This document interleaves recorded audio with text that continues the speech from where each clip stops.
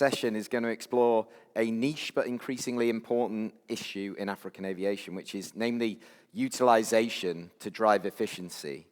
So I'm hoping that there are some regular listeners to the AviaDev Insight Africa podcast. If you're a regular listener, would you put your hands up? This could be quite embarrassing, couldn't it? Oh, yeah, I see a few hands, right, excellent. So yeah, I started the podcast 7.5 years ago. I've done an average of one interview a week since then, so we've got 330 interviews.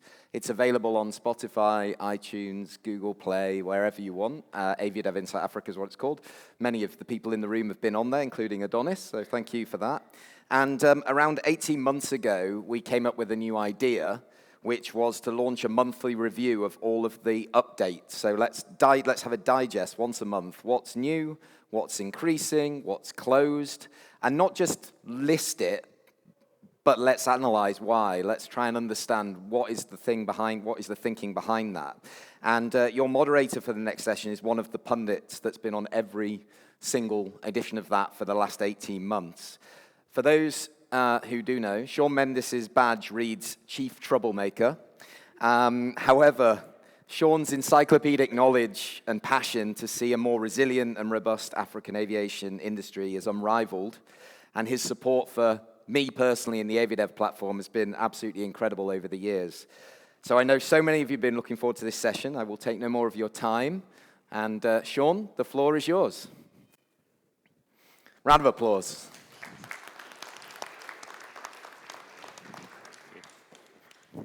Good morning, everybody.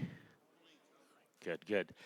You know, when the AviaDev Advisory Board starts our planning for what kind of sessions we would have and the topics for the sessions at AviaDev every year, one of the big problems we face is that I tend to insult people too much in the sessions that I moderate that they never want to come back and join me on stage. So I've upset financiers, I've upset OEMs, I've upset everybody. So this year John said, okay, I'm going to give you the airlines because you insult them every week anyway on our podcast. So there's really not much more that I can say that'll upset them so much more. And I think that's the beauty, because we've got on board a wonderful panel of 4 guests today who we've spoken about on the podcast, who have said good things about on the podcast, who have said bad things about on the podcast, and I hope that today we're actually going to do more of that. So for a bit of entertainment, I'm actually going to try and introduce my panelists here in the style of their favorite sports teams. So we're going to start off with somebody whose airline last made a profit in the same year that his favorite team last won the Premier League. So if you're ready to guess, the team is Arsenal, and I'm going to invite up Tebogo Tsimane from South African Airways, Chief Commercial Officer, to join us on stage.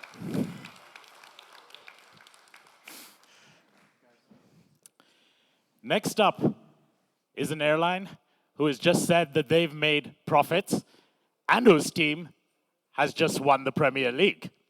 So, identifying with Liverpool from Jambojet in Kenya, may I welcome Karanja.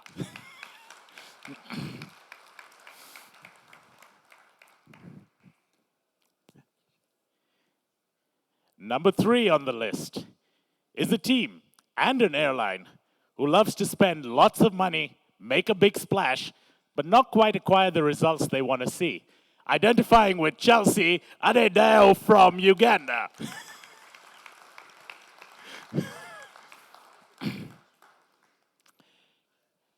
And then last but not least, the woman on our panel today, representing a national team that is a plucky underdog, that flies under the radar, yet punches above its weight and makes its mark in the region. Just like Proflight Zambia, let me get Keira.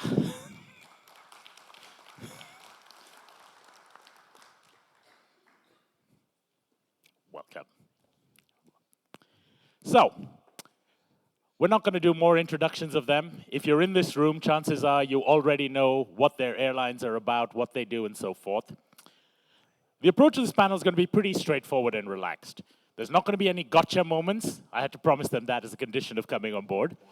But, you know, I've been critical of them, but I also want to hear their story, why they've made a lot of the decisions they've done, what they intend to see from some of these, and how some of the decisions that they've taken have panned out. The goal is to have an open, insightful conversation, just like the dozens of conversations that industry professionals are having in this room, in the coffee breaks, at the gala dinners, and so forth. We're just going to do it on stage in front of a big room. We're going to try and keep things rooted in real-life examples. So we're going to take it in a bit of a case study format. We've got to go out and say, this is a route you started. What drove you to start that route? How has it panned out for you? What were the factors that may have held you back or allowed you to succeed? And what could African aviation in general do to make things better?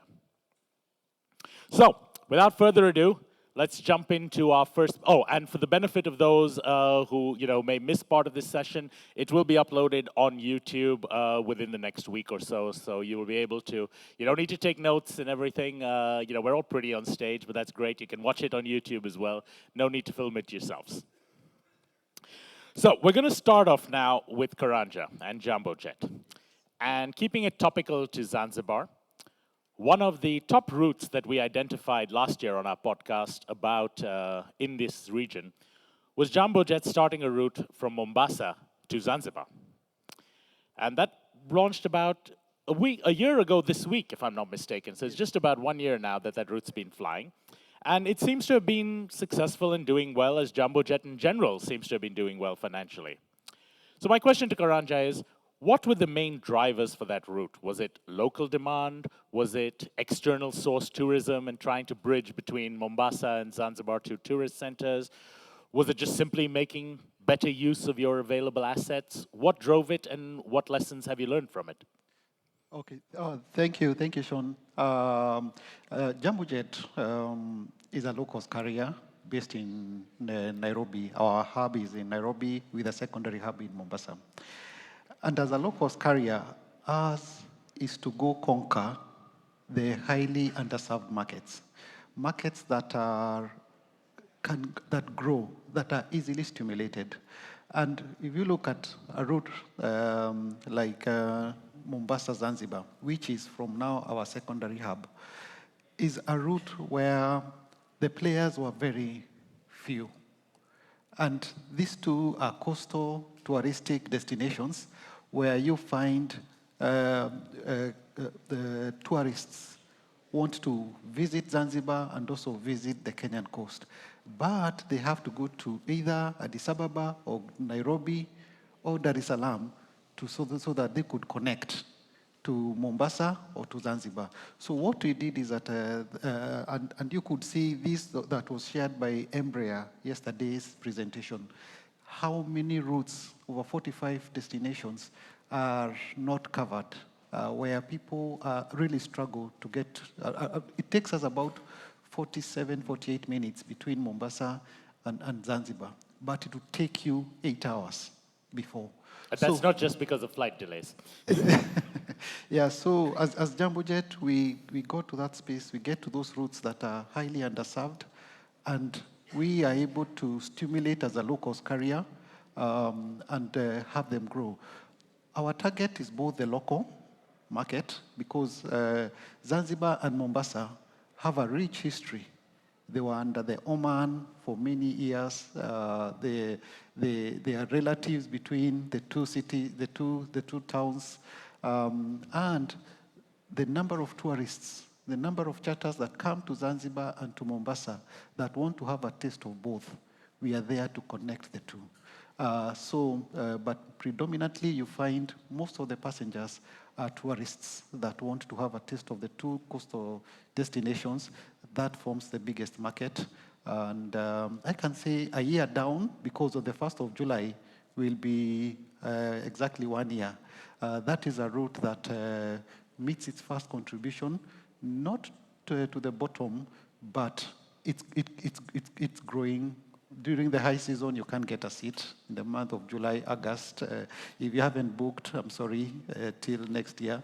So you can tell it's a route that does quite well, especially during quite seasonal. And as Jambojet, what I can say is that we start routes that continuously grow.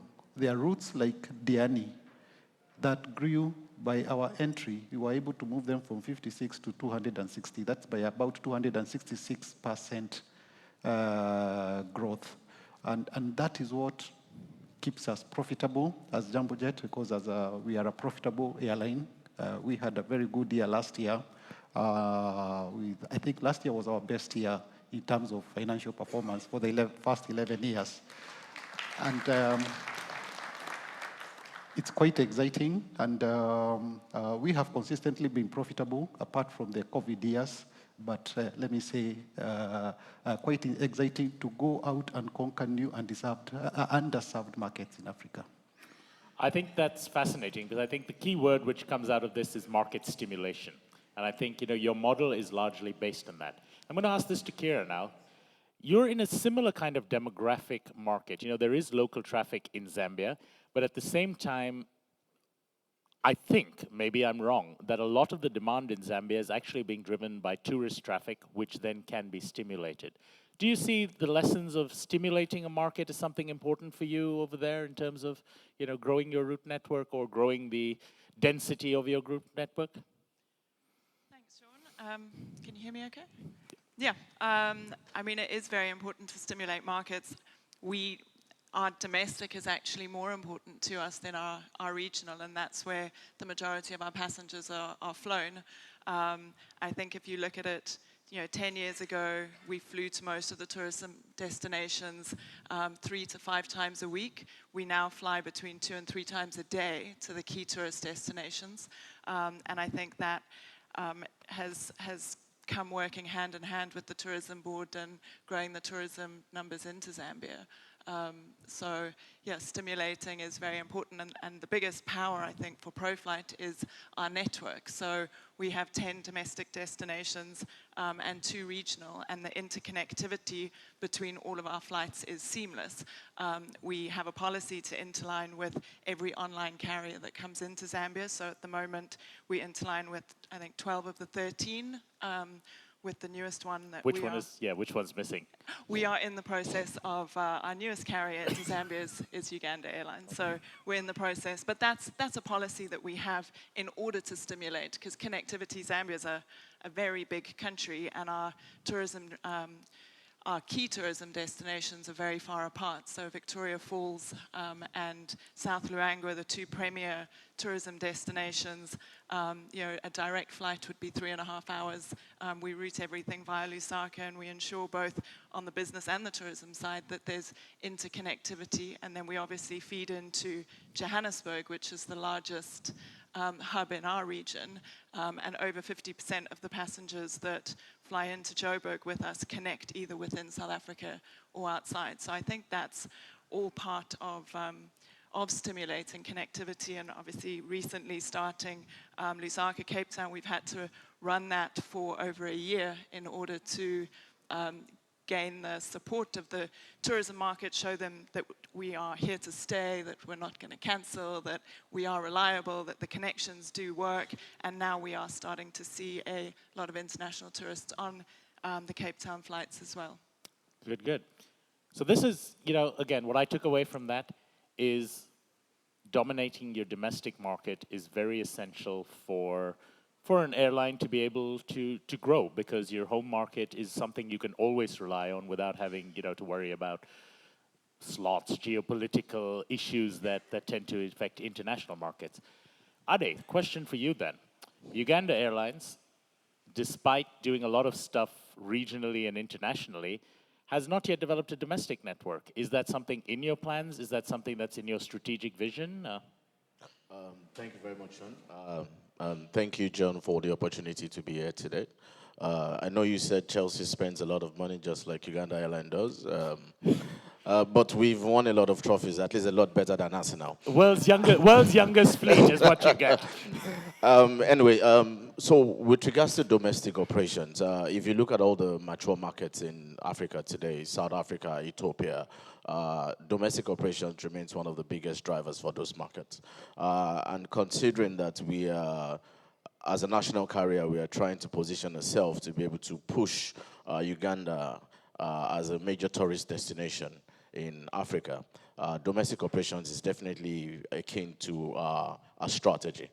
So this is something that we are looking to start up very, very soon, especially with our latest flight to London, as we're able to get more people.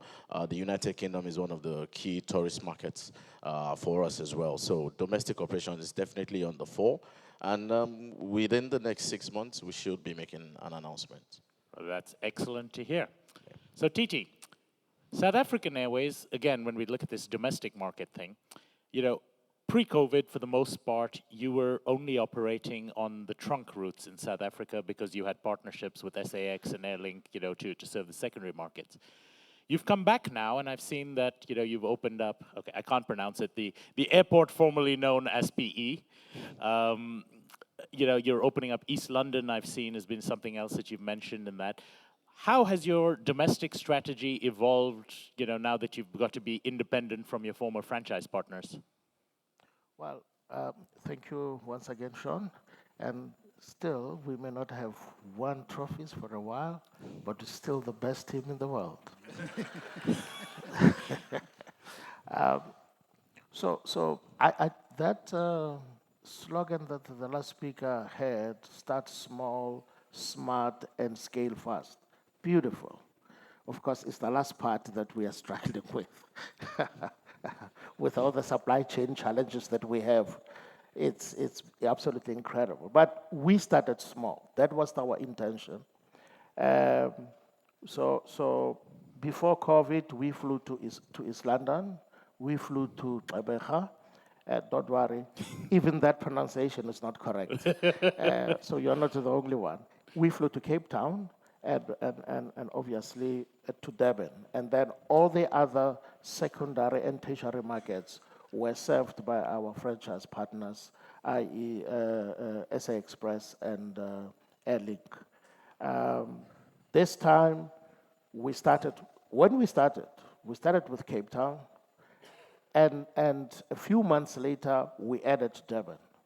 And for a while, we stayed on those two trunk routes, and then we recently added Port Elizabeth. And it was very important for us to do that and build sufficient scale on both Durban and Cape Town, because they are the two largest markets in the domestic, before we go to the third and the fourth.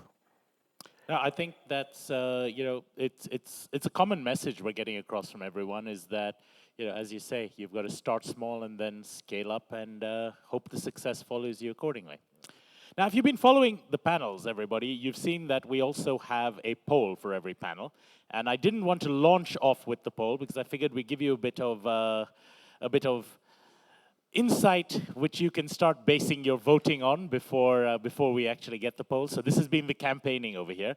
And our question over here is, when prioritizing new routes in Africa, which factor is the most important in your decision?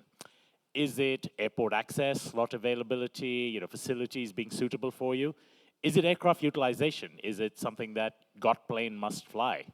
Is it the yields? You know, there's a lot of good money in this market. Shall we go and see if we can get a share of it? Or is it a market share and competition? Nobody's serving it, we might as well try. So let's see what the views are. I mean, obviously, you know, the questions that I've got for our panelists over here are going to address these various challenges one by one as we go through them.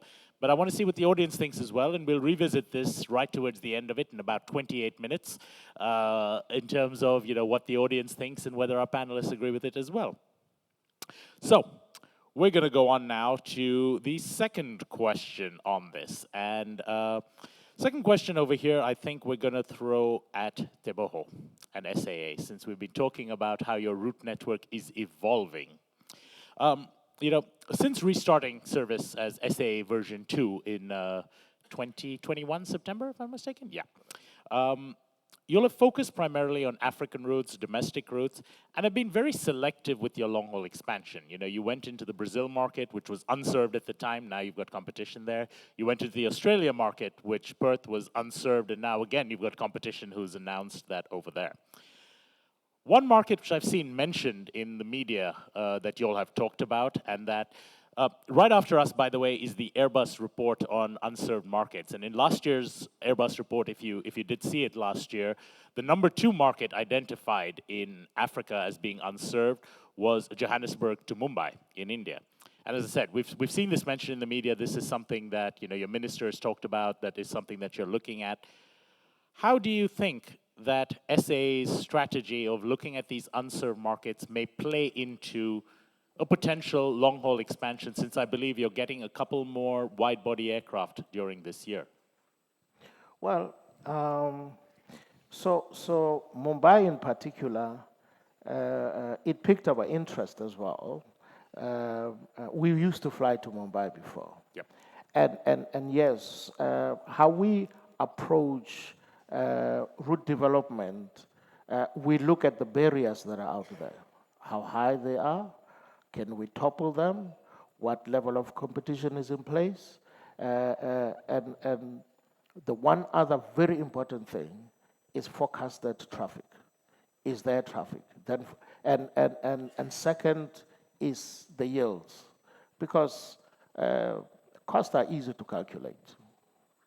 But if you get the forecast, the traffic forecast and the yield forecast, your revenue is messed up if you get them wrong.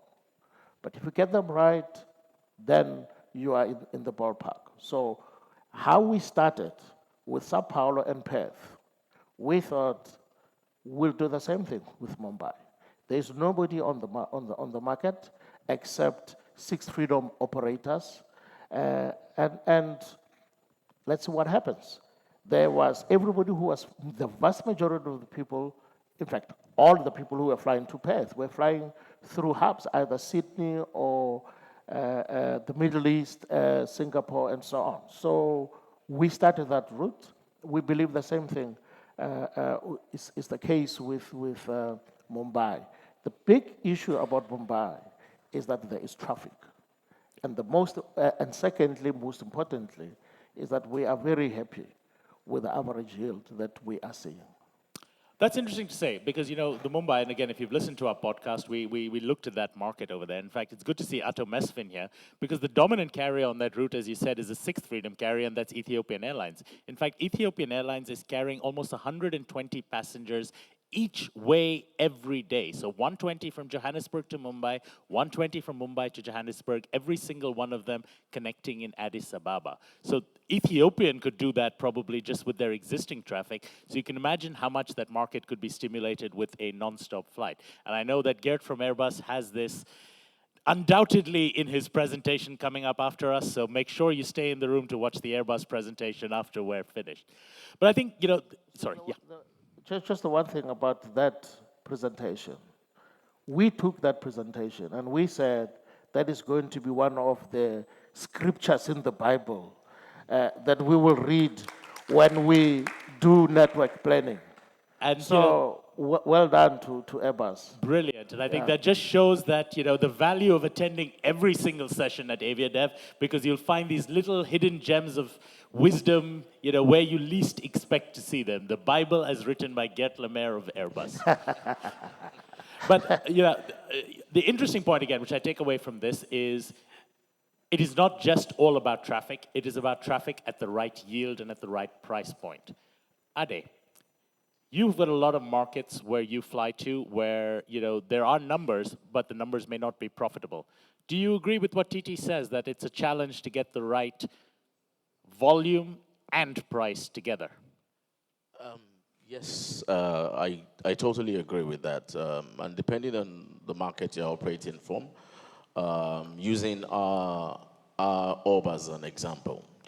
So Uganda Airlines as a national carrier, we were handed brand new aircraft, 5 years in a row, youngest fleet in the world. But then there was a big challenge with getting that mixed together. We had the 330-800s, which are 258 seats, and then the CLJs, 76.6. So the biggest challenge has been how we are going to make this work in terms of the fleet mix. So when I have a disruption on my CLJ, can I deploy the 258-seater aircraft?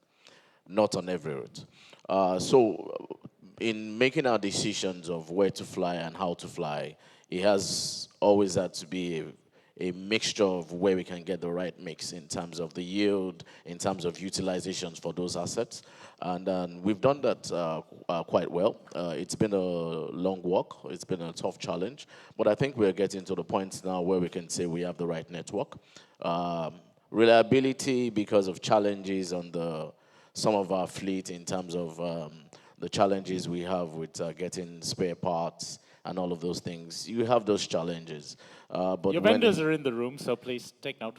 there are definitely those challenges. Like I was saying to you, we've had an aircraft down for the last 1 month because of a broken windshield.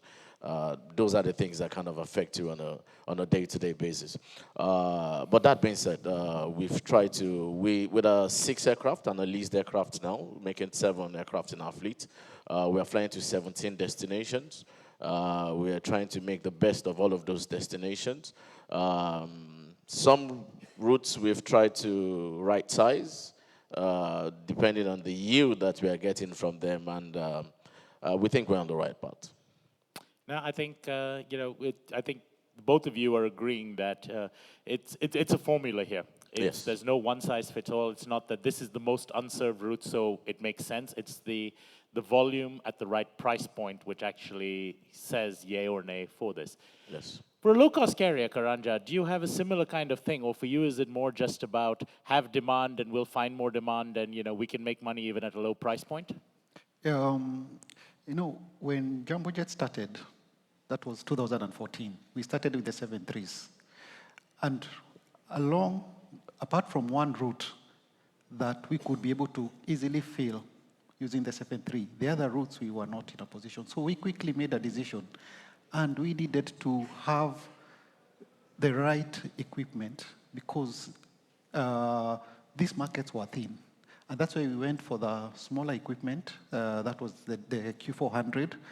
And using the Q400, that has helped us to grow these markets because it was the right equipment for the markets. And using the Q400 because it's a turboprop, we got into partnership with some airlines here, like Ethiopia.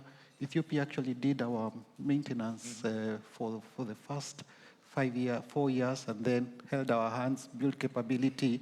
Now we have the fully established AMO. So those are the partnerships that I say that have propelled us to the next level. And using this, we have been in a position to monitor the markets. One of our taglines when we began was, now you can fly. And we made sure that at least the first year, 30% of the passengers had never entered an aircraft. We grew the market. Last year we did a survey and asked people, when you flew, which was your first airline? 44% said, when my first flight was on Jambojet. So we've revolutionized, we've made it possible for the SMEs, for families that want to have a quick holiday, that you can fly. It's no longer an aspect for the higher, we made it possible for everyone to fly. And that's why I was saying some of these routes have grown by over 266%, because you make it possible, because as a low-cost carrier, you're able to sweat your assets. We use one type of equipment, and with this, we try our very best to push and have the highest number of hours, and that way, we are able to lower our costs. By lowering our costs, you're able to reach a bigger market. By reaching a bigger market, you are able to make it possible and affordable to have a bigger, increase the size of the cake. So that has been our model, and it's working, and we'll continue that way. I think that's a very heartening thing to hear, because I've always maintained that domestic and regional demand in Africa is basically infinite. You just have to capture it at the right price point. And if you're able to get your costs low enough, the potential for stimulation is virtually unlimited. Keira, do you think Zambia has that kind of potential as well? Absolutely. I think any country has that kind of potential. It's just growing. It's growing the demand, and price point is one way of doing that. And I think we talked about matching equipment to the routes and being able to grow without having to invest in new equipment, being able to match the capacity with the route demand. And I'm sure that we all have the same challenges with seasonality. It's being able to put the right equipment on at the right time of year and be able to move the equipment between different routes at different times to meet that demand. Zambia is a very, very small market, especially compared to Kenya and South Africa, and the price point is important, but that's also where international tourism allows us to bring down the price for domestic tourism. And we have in Zambia, the tourism agency has a Zambia Yamuloko campaign where everybody does local rates on the basis of, on the international routes in the international tourist markets. And the more international travelers we have paying the paying full fare, the more specials that we can run for domestic market. Controversial, I know. But that's the reality of it. The more international tourists we have, the more that drives the price point down for domestic tourism. And it's the same on the business routes. The more corporates there are that are willing to that sign corporate deals and guarantee volume, the more you can grow the route, and the SMEs then benefit from that. So I don't think it's controversial at all. I think that's a perfect example of the free market at work. Yeah. People are paying as much as they think the service is worth, and if one person values it more, that allows you to open up the service to someone who may not be able to afford it at that same price point. So that's a perfect example of where free market, and again, I'm sitting on my soapbox here, but free market and the lack of regulation of fares and things as such can really open up markets for that. But anyway, let's move on to another topic now. Keira, we're going to go to you again on this one. And we're now, we've discussed a lot on domestic.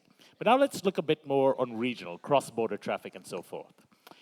Proflight has had a history of trying to enter several regional markets. And, I'll name two, for example, Harare in Zimbabwe, which is right next door to you all, and Lilongwe in Malawi, which is, right next door to you as well, and, my home country.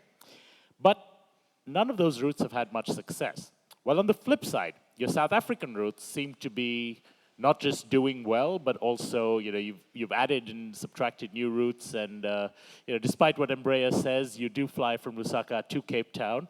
And what is different about the South African market? Is it the volumes, yields, less road competition, something else? What differentiates some regional markets from others when it comes to this formula for success? Thanks, Sean. Great question. I'm going to try not to talk for too long on this one. The obvious one is volume. South Africa has 8.9 million tourists a year, I think, compared to Zambia at 2.2. I think Zim is around 2 as well, and Malawi, I think, is less than 1 million. So, volume, South Africa is a vibrant tourism market. It's a connectivity hub, and South Africa is very progressive on the regulatory processes are very transparent. They're very welcoming of new business. It's an easy market to operate in. It's very, very competitive. So Proflight pre-COVID had always had a niche market approach. Hence, we operated Lusaka Durban for 9 years, and we were very risk averse when it came to strong competitors. We don't want to compete with strong airlines like South African Airways, Airlink, etc. We stayed on thin routes where we weren't competing head on. COVID changed that for us because we found ourselves, like many airlines, sitting with no production, 6 aircraft on the ground, 200 plus employees to pay, and no production. Zambia never went into a lockdown, but South Africa, Zambia's key trade partner, went into a lockdown, and that shut our routes down overnight. So we have a very small, agile, nimble team, and we had to use the buzzword pivot like everybody else. And we were flying live animals, we were doing repatriation charters, we were flying cargo, face masks, whatever we could get our hands on. Plane will fly.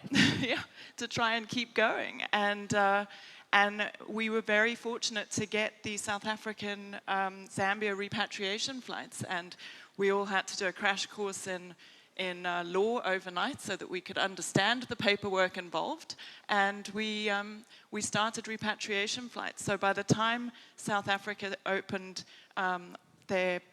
dropped the lockdown 1st of October, I think with 2 weeks' notice, we were first off the chocks. We carried on operating. That was the start of our Lusaka-Joburg schedule service, because we had paid the school fees during COVID and gone through all the teething problems. So we found ourselves on Lusaka-Joburg, which there's now 4 very strong airlines on the route, so it defies all of our previous strategies. We're competing head to head, and we're maintaining market, and that's part of that is the first off the chocks. I think we heard the DG of Zanzibar Airports yesterday use the terminology which our CEO used recently as well. It's not the big that eats the small. It's the fast that eats the slow, and that was it. We bought loyalty during that period, and we have a joke at Proflight that people book with us because everybody knows who to call when things go wrong. It's a small market, and that helps us. But there's another factor here, and that's the blocked funds. Zambia has 8 neighboring countries, 4 of which are blocked fund territories. I think IATA's latest report was 1.3 billion in blocked funds globally, and 85% of that is in Africa and the Middle East. So for a small airline, operating into neighboring countries where we couldn't repatriate our funds, we couldn't pay local expenses in local currency, that was a huge challenge, and it wasn't, again, risk averse. It wasn't something that we could absorb. So I hope that answers your question. No, I think it's a very important point, and I hope Alex is in the room from IATA here. He's been around the last couple of days, but yes, we know that block funds are something that a lot of airlines don't like to talk about. Nobody wants to admit that you're not getting the money that you're owed, and it relies on IATA to do a lot of lobbying, which it does very well. I mean, we've seen how that's cleared up in Nigeria over the last couple of years, but I think, especially for the airports and the regulatory authorities in the room, it's something to keep a note of, is actually depressing demand to your countries where demand does actually exist. So we've got about 10 minutes left here, so I'm actually going to pivot a bit to Ade and ask him a question that, that we discussed before, which is similar, which is about regulatory and artificial barriers that come in. And I'm going to use a little case study here. Uganda Airlines, with much fanfare, launched their London route a few weeks ago. And everyone knows now that they fly 4 times a week to London. But one thing which you only realize when you actually look at their aircraft schedules and so forth is that in order to launch the London route at the flight schedule and at the slot times that they were allocated in London, it required them to cut 1 frequency initially on their Dubai route where the A330s were already flying. How much of a challenge do you find with a small fleet, which most African airlines, with one exception, tend to have? How much of a challenge do you have with the scheduling, these third-party constraints like slots, curfews, etc., not allowing you to optimize what you can do with the resources you have? And block funds becomes another artificial constraint there. How much of a challenge is this for you? Thank you again, Sean. It's actually the biggest challenge we have, especially when you have very little resources and you need to make a lot out of it. And these resources are very expensive, and they have come from government, and you are constantly in the news for not being profitable, basically. But the challenges we face are quite a number of them, especially operating in Africa. You've spoken about slot airports. When we're operating into all of these airports, they pretty much kind of dictate what you will have. And then you need to now start to build your schedule around those slot-coordinated airports. So on most of our longer routes now, Mumbai, London, Dubai, they are slot coordinated. And what we've had to do is, considering we are trying to build a network where we are trying to feed from the smaller aircraft onto the bigger aircraft, we've had to use them as a constant in trying to become the backbone of the operation and then build the schedules to be able to create feeds and waves for those operations. But then you also have other considerations that you have to look at within the region. Most of the airports we operate at dusk to dawn. There are no times in place from time to time, which also kinds of hinders the best way you can put together your schedule. So what we always have to do is to juggle and see which one is going to give you the biggest yield, which will give you the most connections. Reason why before we started London, we started flying to Lusaka and Harare.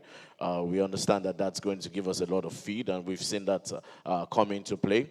And we ensure that you get the most connections into the slot coordinated airports that you have. And then you try to walk around how you can get extra capacity. Sometimes you might have to go get an ACMI just to be able to beef up your operations in some of those times. The other challenge which you spoke about is regulatory challenges. Getting into some of the markets you want are not as easy as you want. For example, we've been trying to get into Goma and in Congo for a while. We've tried every gimmick in the book, but it's still not just working for us. So we've had to look at other markets that will be able to give us the kind of feeds that we require. And you spoke about having to reduce, my Dubai when we started London. Primarily, when you are doing your network planning, you are looking at a couple of things that you want to ensure to get the best out of the market. So number one is competition. I have a lot of competition on Dubai. On London, I am, again, going back to the Airbus report last year, Entebbe, London was one of the biggest unserved markets. So that was a no-brainer for us. Entebbe, London gives me better yields than I would be getting on a Dubai market, where I have a lot of business people that carry bags. Anyway, traders, we call them. So it was about competition, about yields, about utilization. My 4 flights to London gives me 300 block hours a month. And I'm trying to see how I can improve the utilization of my fleet. So those are the key factors that drive such decisions for us. I think that's fascinating, and I think, again, what I'm going to take out of that is your dusk to dawn comment. Because Titi, one thing that we've seen with South African Airways version 2 has been very smart utility flying. For example, your Dar es Salaam flights, your Congo, I think it's the it's not Lubumbashi, the Kinshasa flights.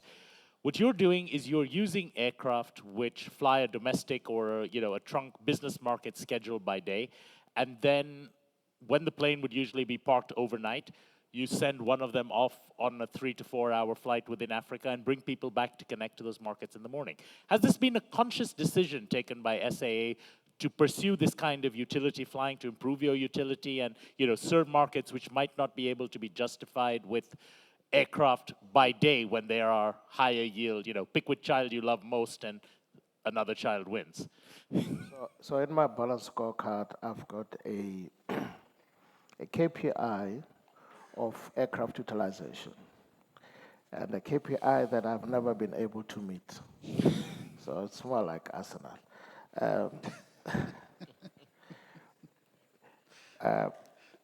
What we are able to do with Kinshasa and Dar es Salaam, we made a decision that we would do that. But with Dar es Salaam was kind of sort of an accident. We did not have aircraft time during the day. But it turns out that this is the perfect schedule that we want to have. With Dar es Salaam, we connect with all our flights. And that's the way to go. And in terms of utilization, if Dar es Salaam was the only route that I use to improve my balance scorecard, oh yes, I will be getting rated a 5 because that utilization is very good. We wish we had the same thing in the domestic market. You schedule a flight at 9 o'clock from Cape Town. That flight is empty. I've flown on it once, and there was like 30 passengers. And so And unfortunately, we have to schedule that flight because we need that aircraft positioned in the morning out of Johannesburg. But it is a conscious decision that we are taking to improve our narrow body utilization. And unfortunately, for us to be able to do that, it would mean that we schedule flights like we have done with Kinshasa and Dar es Salaam. We have a plan to increase, to densify some of the routes that we are currently flying. There's quite a number of narrow bodies that are going to come into service in the next 2-3 months. We are also looking at bringing some more next year. And the aim is to increase the density of our regional routes. And some of those routes we will only be able to do that by flying at night. So what we do at South African Airways is we schedule a narrow body aircraft in the domestic, and then that aircraft goes to the regional. So I mean, people, they often ask us, okay, so you're bringing this aircraft, where are you going to schedule it? I'm going to schedule it in my network. And so as we slowly build a connectivity, I mean, we're not going to be Nairobi, we are not going to be Ethiopia anytime soon, but we do have a connectivity hub, and so far, and there are quite a number of other developments that later in the year we will announce. But we are building banks, so our wide bodies will come in and feed into those regional and domestic, and then also, and the regional and domestic feed into the wide bodies in the evening. And then a crossfeed. And yes, so and so far it's working out. We are working on a south-south regional strategy. So Mumbai is one of those south-south strategies that we are working on, and we have also been looking at going to China. So that route is also in the Connect plan. all the BRICS markets. So that the other one does not get upset. Let's call it south-south. But yes. We shall not mention the elephant in the room. Great, folks. So we're almost out of time. So can we see what all of you have learned in the Slido poll results? What takeaways you've had from your own insights as well as from the insights that our panelists have said. And interestingly, I did not expect to see this. It seems that forecasted yields are what the audience seems to think is the #1 driver of new routes. And I think, you know, we've heard arguments for all 4 of these. As I said, if I was voting, I would actually have probably said that numbers 3 and 4 would have been top of my thing. But I think, you know, it just goes to show what a wide variety of views we have, and hopefully the airline people in the audience today have been able to learn from the actual examples that our guests have so kindly shared with us as to what worked and what didn't work and why they make the decisions they do. And, you know, hopefully this will lead to a much better African aviation network for all of us in the future. Thank you very much to my panelists. Thank you to the audience. You've been wonderful. Thank you.